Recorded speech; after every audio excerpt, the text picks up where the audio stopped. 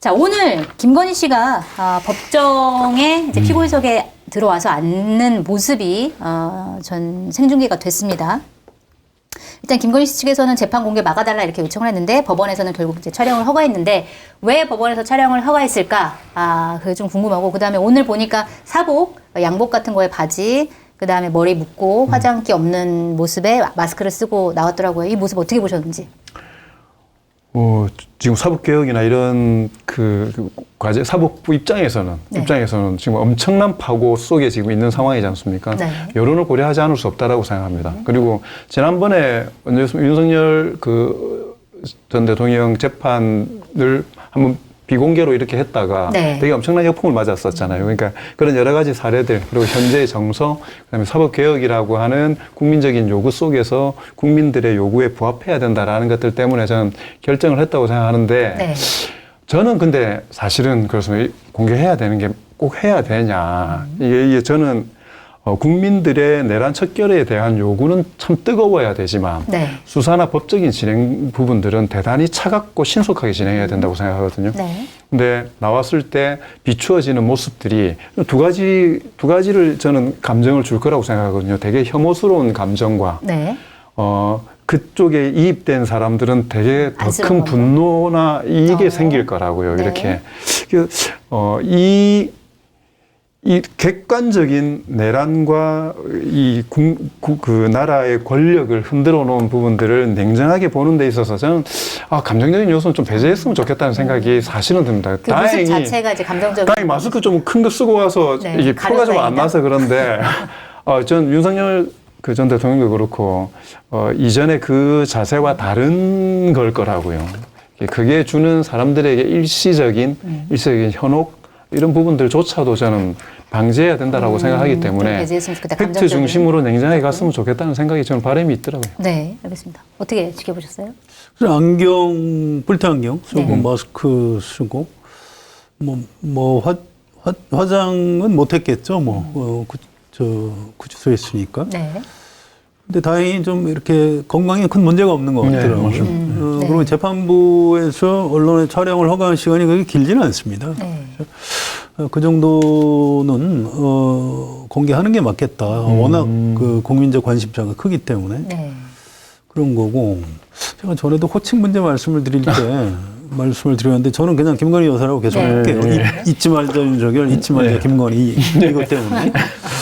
어쨌든 김건희 여사로서는 공개되는 게 싫었겠지요. 당연히. 당연히. 근데 이거는 재판부에서 결정을 잘한 것 같아요. 앞으로 또 이제 어떻게 할지는 모르겠습니다만 일단 김건희 여사를 좋아하든 싫어하든 궁금하거든요. 혹시 어디 병색이 완연하거나 체중이 엄청나게 빠졌다는데 진짜 그런가? 근데 오늘 그 짧은 시간이지만 이 장면을 본 사람들은 큰 문제는 없구나. 앞으로 재판 잘 받겠구나. 이렇게 생각을 했을 겁니다. 그래서 여러 가지 측면에서 오늘 재판부 결정은 굉장히 적절했던 것 같습니다. 적절했다. 알겠습니다. 그리고 윤석열 전 대통령 같은 경우에는 내란 재판을 계속 불출석을 하고 있습니다. 그런데 오는 26일 열리는 재판에는 출석한다 이렇게 밝혔는데 이 재판은 이제 내란 재판과 별개의 재판이고 특수공무집행 방해 등등등에 대한 이제 새로운 재판입니다. 근데 물론 이제 처음 재판을 시작할 때 무조건 이제 참석해야 되기 때문에 법적으로 이제 참석을 하는 거고 그 다음에 중요한 거는 이 재판부에서 윤석열 전 대통령이 신청한 보석 신청에 대해서 심리를 하거든요. 자, 윤석열 전 대통령이 이제 보석 신청을 했는데 과연 이게 받아들여질 수 있을까요? 어떻게 보세요? 그럴 리가 있나요?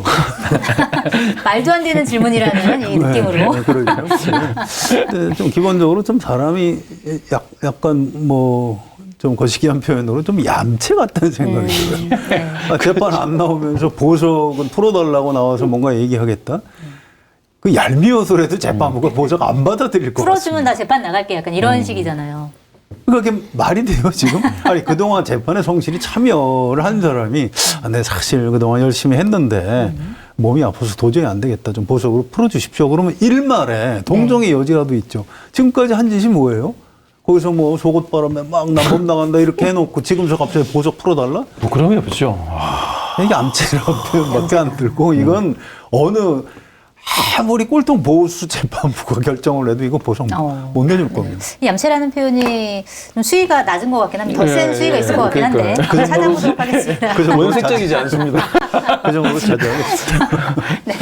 저는 석방시켜주면 사법개혁 그냥 갑니다. 와, 만약 이걸 석방시켜준다면 이건 정말 깊은 뜻을 가지고 하는 게 아니라면 재판부가 우리 사법개혁 해야 된다는 의지를 가지고 풀어주는 거다. 우리가 어디까지 가는지 한번 보세요. 이게 아니라면 어떻게 할 수 있겠습니까? 근데 이번에 나오는 거는 아까 말씀하셨던 것처럼 얌체 같은 처세이기도 하고 또 하나는 저는 약간 우려가 되는 게 최근의 모습을 못 봤기 때문에 그리고 원래 좀 많이 먹고 그다음에 술 이렇게 했던 사람이 고립된 공간에 그리고 이번 여름 더운 여름에 일체 드러내지 않으면서 좀 지났잖아요. 그래서 되게 초췌한 모습으로 나타나서 그걸 좀 이게 소구하려고 하는 하나의 방법들도 있지 않을까 싶어서 근데 그럼에도 불구하고 어떤 상황이 되건 간에 아까 말씀드렸던 것처럼 사법부가 지금 절벽 앞에 서 있습니다. 물론 이런 모든 상황과 상관없이 냉정하게 법과 원칙에 따라 해야 되겠지만 국민 여론 그 대통령 이야기했던 것처럼 국민 여론을 더 훨씬 뛰어넘는 그런 법적인 판단이라는 게 있을 수 있겠습니까? 그런 차원에서 보석은 불가하죠. 혹시 아프면 병원에 가서 치료받으면 돼요. 네, 치료받고 다시 그냥 구치소로 들어가면 됩니다. 그렇습니다. 보석으로 풀어줄 일은 아닙니다. 냉정한 판단이 필요합니다. 아프다가도 저 톤으로 말씀을 드리면 벌떡 일어나게. 알겠습니다. 이번에는 한동훈 전 국민의힘 대표 얘기를 좀 해봐야 될 것 같은데 어제 사실은 한동훈 대표의 공판전 증인신문이 있었습니다. 법원에서도 나와라 이렇게 했는데 아예 이제 법원에서 출석하라는 명령서를 받지를 않으면서 불출석을 했고 그래서 법원에서는 그러면 10월 2일에 다시 나와라 이렇게 통보를 한 상황인데 물론 그것도 서류를 받을지 안 받을지는 모르겠습니다만 그리고 지금 한동훈 전 대표는 지난 22일부터 거제를 시작으로 열흘간의 전국 투어를 시작한다라고 밝혔는데 사실 한동훈 전 대표 입장에서는 나 이미 책에 다 썼고 언론 인터뷰에서 다 밝혔어. 나한테 더 이상 나올 말이 없어라고 주장을 하지만 일각에서는 한동훈 대표가 이제 목숨이 위험하다는 전화를 받았는데 그걸 누구한테 받은 건지 사실은 책이나 인터뷰에서 밝히지 않은 수많은 것들을 물어볼 수밖에 없겠다. 이런 얘기도 나오는데 한동훈 대표가 굳이 이렇게 미꾸라지처럼 좀 빠져나가는 이유 뭐라고 보고 계세요? 글쎄 잘 이해가 안 가요. 이유보다 이래도 되나 싶어요. 평생 검사하고 법무부 장관 한 사람이 법원에서 나오려는데 안 나와? 네. 그래놓고 무슨 법치주의가 자기의 가치라고 얘기할 수 있어요?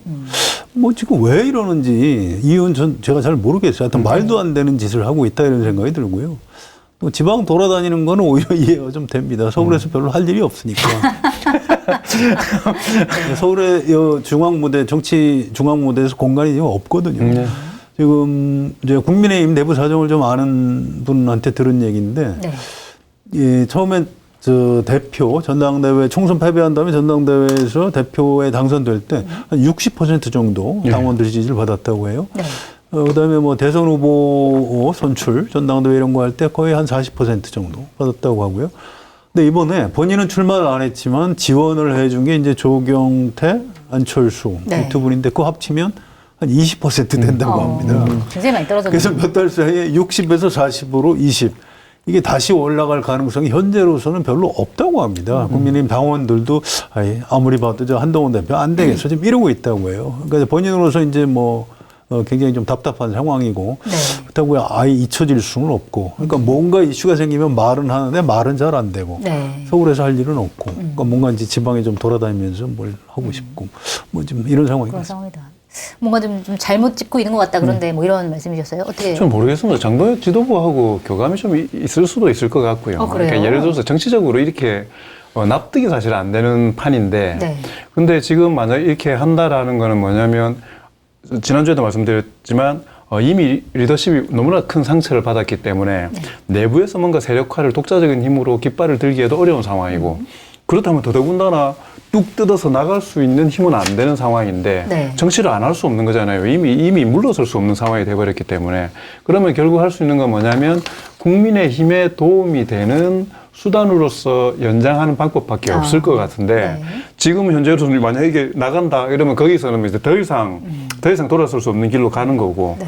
그리고 만나면서 지역에서 사람들하고의 반응들 위무하는 과정들을 거쳐가지고 네, 그런 거 있지 않습니까? 선거에서 제일 중요한 거는 예외성이 제일 큰 힘이거든요. 네. 내년 지방선거 그때 보궐선거 같은 게 같이 국회의원 선거에 있을 때 전국 지도부에서 여러 다른 공천에서 예를 들어서 한동훈 이게 뭔가 공천, 약간, 좀, 장점이 되는 공천을 한다. 네. 이건 생각하지 못했던 예외적인 상황들이 될 수 있기 때문에 저는 그런 부분들이 아니라면 사실은 납득이 잘 안 되기도 하고요. 네.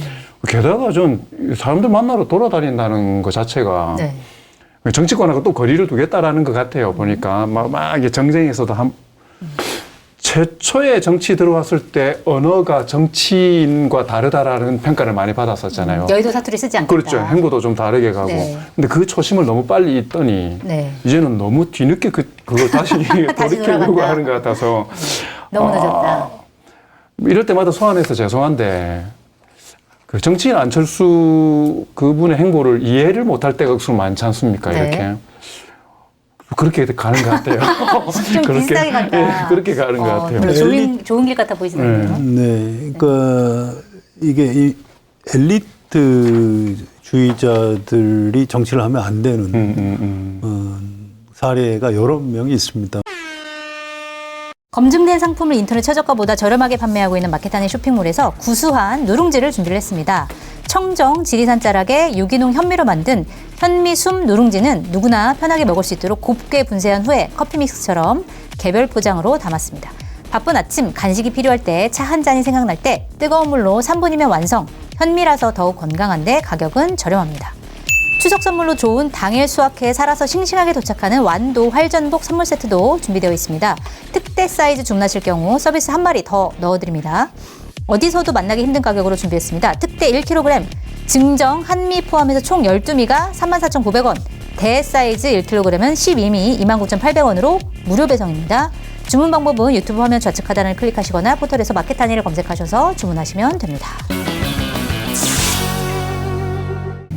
이 대표적으로 그런 경우 같아요. 아, 이 사람은 엘리트주의자구나라는 걸 국민의힘 오래된 당원들이 이제 알기 시작했다 이런 표현을 하더라고요. 그 말이 일리가 있는 것 같습니다. 지금도 자기 상황에 대해서 납득이 안 될 거예요, 아마.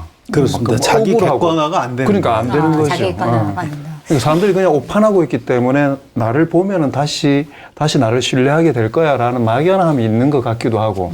근데 그 정도는 아니라면 오히려 저는 앞에 이야기했던 것처럼 여러 가지 좀 포석 속에 있을 수 있을 것 같다라는 생각은 들고요. 네. 저는 개인적으로는 한동훈 전 대표가 오늘 이제 라디오에 나와가지고 인터뷰를 하던데 특검이 언론 플레이를 한다. 왜 자꾸 나만 그렇게 부르려고 하냐라고 얘기를 하던데, 그러니까 사실 이거는 특검이 요청을 했지만 법원에서 나오라고 한 거기 때문에 사실 특검의 선택일 뿐이다라고 얘기할 수는 없는 부분이거든요. 그래서 그런 부분에 대해서는 좀 어떻게 해명을 할지 그게 좀 궁금하긴 했습니다. 그건 뭐 말이 안 되는 거예요. 이 한동훈 대표가 이른바 윤석열 사단의 핵심이었죠.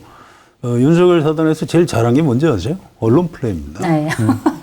이 한동훈 검사가 기자들하고 굉장히 친했어요. 네, 검사 때. 그랬었죠. 우리 신문 법조 기자들 중에서도 친한 사람들이 많습니다. 그래서 기자들한테 골고루 뭔가 팩트를 하나씩 나눠줘요. 그래서 여론 지형을 통해서 수사 아직 끝나지도 않았는데 완전 악당으로 만들어 놓고 그다음에 잡아놓습니다. 영장 기각하면 재청구합니다. 뭐 그런 사람이에요. 근데 지금 누가 누구를 보고 무슨 언론 플레이를 한다는 게 지금 참 제가 납득이 안 되더라고요. 아니, 그 출연했던 데서 정치는 국민을 가르칠 때가 아니라 경청할 때 뭐 이런 이야기를 하면서 지역으로 다니겠다 이야기를 했더라고요.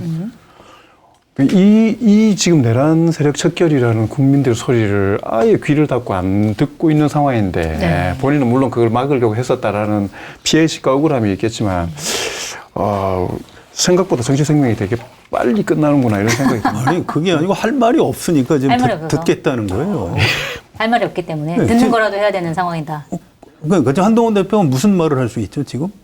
그렇죠. 뭐 지난번 전당대회 때 뭐 나와서 장렬하게 맞습니다. 해서 졌다 그러면 할 말이 있는데 그때는 뭐 아무것도 안 해놓고 입을 걷어차고 있을 겁니다. 이불킥. 왜 안 나갔지? 그래서 지금 우리가 사실 한동훈 대표 얘기를 이렇게 길게 하는 것도 좀 예의가 시청자에 대한 예의를 그러네요. 지키기 위해서 아닙니다. 다른 이슈로 당분간은 넘어가도록 약간 관심을 좀 접어주시고. 알겠습니다.